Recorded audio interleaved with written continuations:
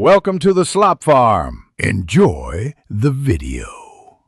You begin by preparing the gear and making a smart choice. Pick a short, high-quality HDMI cable to reduce signal loss. Once done, power down the Xbox and TV so hot plug issues don't occur. Make sure the console sits flat with airflow. This prevents overheating while you work. Now locate the HDMI port on the Xbox 360 and the matching HDMI input on the TV. This step speeds the process and prevents fumbling once cables are ready. You plug the HDMI cable into the Xbox and then into the TV.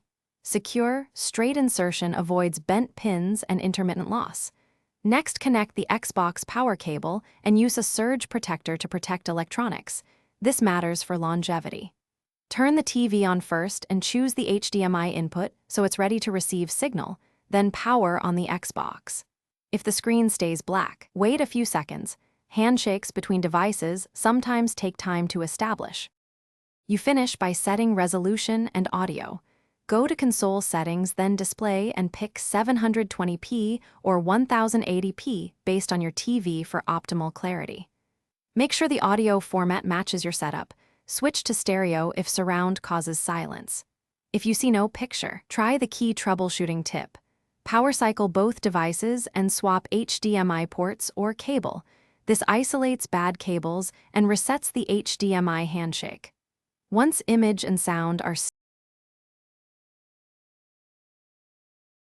Thanks for watching. Consider subscribing if we helped you today.